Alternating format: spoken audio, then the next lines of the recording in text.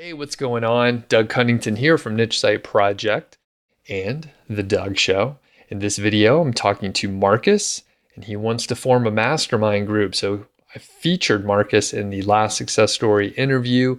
You could check out that video. There's a link in the description. And basically, we talk about why he wants to form a group, kind of get into the details. I tell him about some of my experience with a mastermind group, which is great. Highly recommend forming a mastermind group. And we just talk about a few things related to mastermind groups. So if you are new to the channel, have a look at some of the other videos. If you like what you see, please subscribe.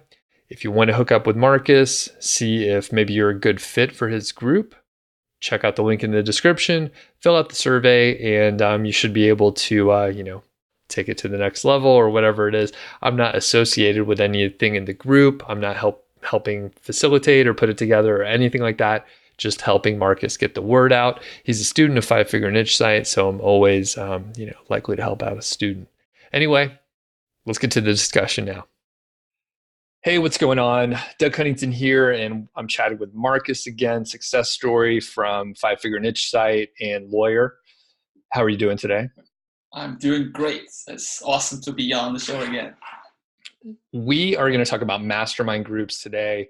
You sent me an email a couple days ago. Perfect timing. Perfect timing. And you were like, hey, I want to be a success story. I had $1,000 per month. If people want to hear that interview, there's a link in the description for it. And you said, I want to also form a mastermind group. And I was like, all right, this is going to be great. We can help each other out and I get more content. It's a Everything's win-win about, situation. yes. So Marcus, you've reached some success with your website. You've been grinding for a couple of years. And can you just give like a short intro on like yourself, where you're located, your profession, all that kind of stuff so people know? Yeah. So my background is in law, and I'm soon going to work at a law firm. I just recently got back from living abroad 3.5 years. So I moved back to my home country, Denmark, and I now live in Copenhagen, the capital of Denmark. Cool. And what time zone is that, by the way? That's GMT +1. Okay, So cool. yeah. And part of this conversation is just going to it's just going to be casual. And one of the things that a lot of people don't think about, I'm jumping right into the details, time zone is very important. I've had mastermind groups where one person was roughly in the GMT time zone. I'm in the mountain time zone, which is like -7, something like that. And someone else was in Chiang Mai. So they're like +13. So it Good was luck. super hard to get a meeting where it was convenient for all of us. So that's one aspect. There's some other technical things to go through before we get to it. What are you looking for out of a mastermind group? Well, I'm looking to either form one or join one. Both are all right. What I want to get out of it is to have some serious conversations with each member of the group where you can sort of share what are you trying to achieve, how are you going about it, and then also report back the results and your efforts, what you learned, what obstacles you had to resolve, and where you failed, and so on. And, Gotcha. yeah.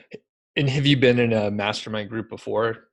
Nope, I haven't been in a mastermind group before, but I thought about it for several years now, and I had good experience with something similar. So back in my old job, I was working in China in a Chinese company.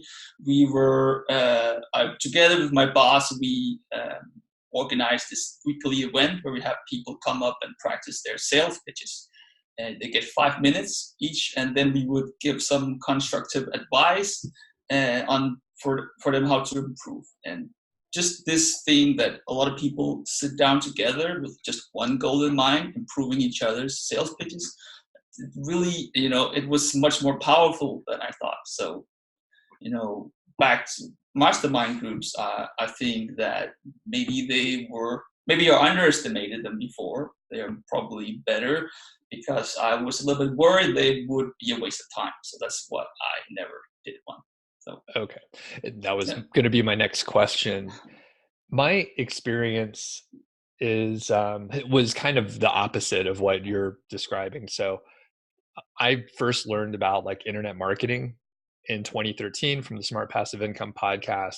And pretty quickly, Pat Flynn talks about mastermind groups and forming them and all that stuff. So I almost immediately, I think it was within like a couple months of finding the podcast in general and launching my first site, I was like, yeah, I'm going to try and form one. There was sort of a like a free community that Pat Flynn had back then for the niche site Duel.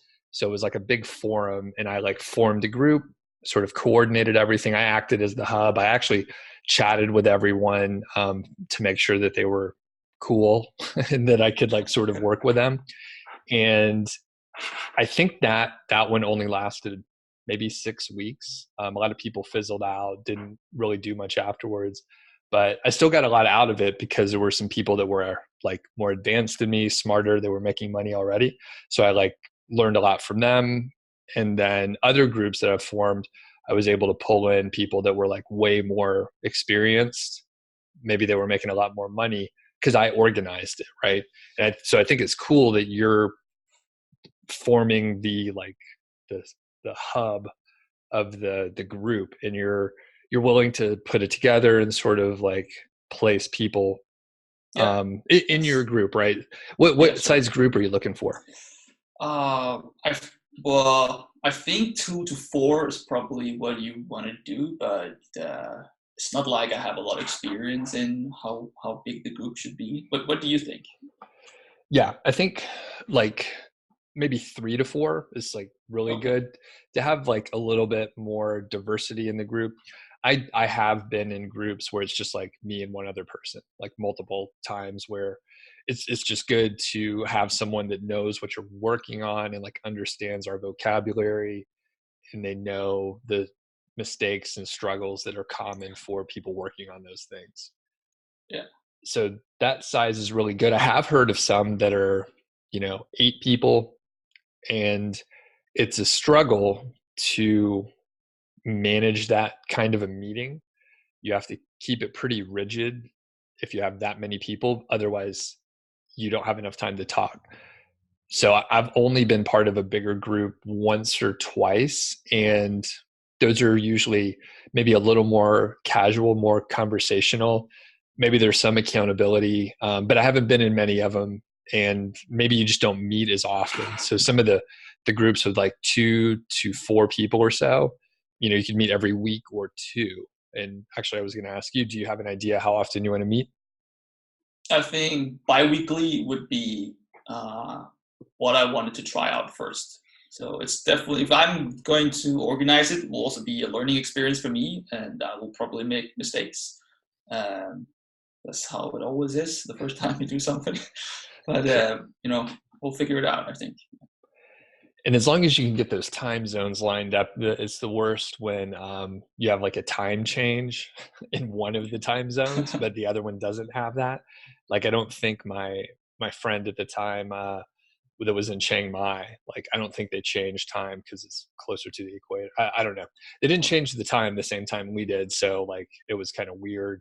People missed a meeting and that sort of thing. So do you have an idea of like the agenda you want to cover in the meeting? There's some typical like agendas out there, but just curious if you have an idea already. Yeah, I mean, I did have a look at some of the typical agendas, and that is, each have like a sharing session, where you have some time, or where you, where you can speak and no one would interrupt you and present some ideas and get some feedback. Yeah, I think, and then maybe it's some more loose conversation afterwards. I think that's. I don't think it should be made too rigid. And when I say serious, I don't think it shouldn't mean that you can't laugh and having fun is not permitted. But people have to put in good effort and be prepared, and then respect each other's time, I think. Yeah, that's huge for me. I have a lot of, I don't know why this worked out, but I have several friends that were in the military, so they're always early for like whatever meeting, and that's kind of like a test. if they're bringing a new person into the group of friends or whatever. So I worked out because I'm pretty punctual, and like that worked out okay. But they're like 10 minutes early everywhere. The point is, if you start showing up late, like people will probably call you out because time is very valuable, and even if it's a fun thing, we don't want to be have our time like disrespected, basically. So now, do you have a vision on the kind of other people you want in the group as far as we'll just be like sort of arbitrary and just say revenue, right? I think that's probably the area that I would focus on. Yeah. So what kind of people do you want in the group? Well, I think it's just such an easy and arbitrary filter to put up, say, revenue. Um, if I'm if I'm gonna organize it, I can make the rules, so that would be all right. But um, yeah, should have some experience, I think. I'll think about the revenue. I haven't decided yet, but I think it's gonna be, yeah, something like that. Okay, cool. So you don't want like a brand new like person that hasn't done anything. You want them No. to have some revenue coming in at least, right? Yeah, if a brand new person asks me to join, I will tell them go watch 100 of dogs videos and get back to me when you're making some money. Yeah. That's Or sort of what form it your is. own group, because I wasn't making any money when I formed my first groups, and slowly you can find the right group of people.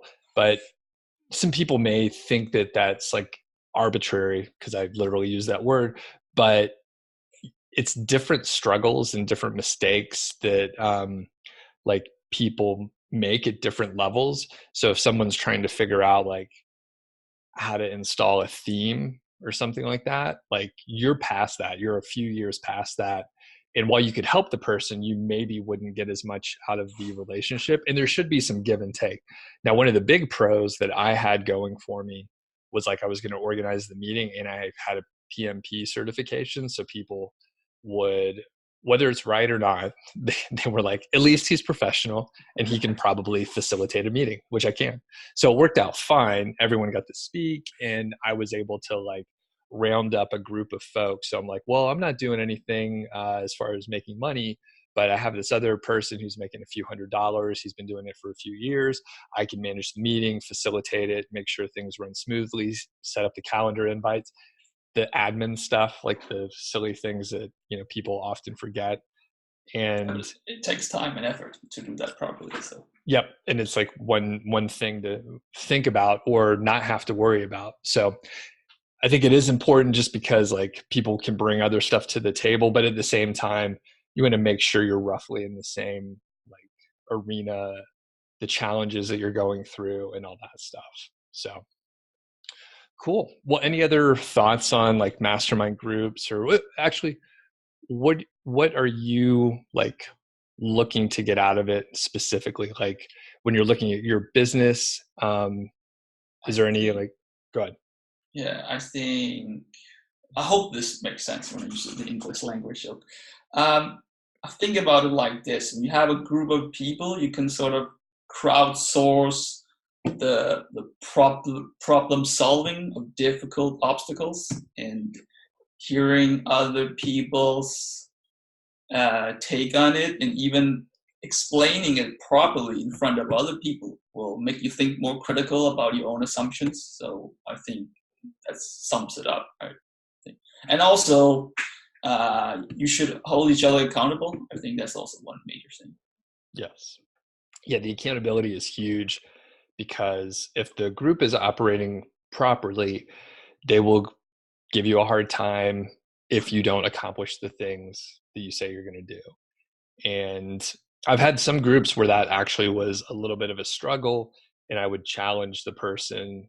I don't know how it came off, by the way, but I talked to the person recently, so I know like now he realizes like, oh, he was not doing a good job setting goals each week. A lot of times the agenda has a goal setting section where it's just like next week I'm going to get X, Y, and Z done. And he would say, hey, I'm going to get X, Y, Z, and all the other letters of the alphabet done. And I was like, hey, you said that last week, but like you only got a couple things done and you actually got distracted with something else. So like it's about the accountability, knowing that at least a few people are going to ask you about it and you have to explain why you did or didn't get that thing done. So sometimes I think some groups set it up a little more strict. These days, I in my group that I have right now, it's way more casual, and part of it is just like chatting with people that like we know what we're talking about, and we're all facing like similar yet a little bit different challenges. So yeah, but I like all the stuff you said, and I think just having those folks that know the vocabulary that we're using, the little things that you could just say, hey, I had a great day because this thing happened, and they can appreciate it because they know. Yeah. Yeah. I tried explaining my business to my father once, and I'm not gonna try again. Yeah. So you have a website, and then yeah, that's about it. Yeah. It's a little bit of a struggle. Very good. All right, Marcus. Well, thanks a lot. Really appreciate it. Everyone, you could find the link to, communicate with Marcus through the form, and there's a little bit more information there as well. As I mentioned, it's probably really good if you're very close to that GMT time zone by a few hours, or have like flexibility to meet during. Do you have any idea like what time of day, or it's open right now depending on who Should you hear be from? like, I think Saturday and Sunday at a time where you can have two major time zones fit in. So it Okay. would be like European or US, or European and like Asian. Yeah. Okay. Gotcha. Very cool. Well, thanks, Marcus. And if people have questions or anything like that, you can leave them in the comments or shoot an email to feedback@doug.show. Thank you. Thanks. Thanks for watching the video. If you want to hook up with Marcus, check the link in the description. And I hope to see you on some live streams soon. If you haven't checked out my podcast, it's called Doug Show, The Doug Show. And you can find it on many of the podcast directories out there. So whichever one you use, it's probably there. And if you don't use one, you can listen directly from the website, which is doug.show. I got that cool domain name out there. So you have a great day out there. We'll catch you on the next episode.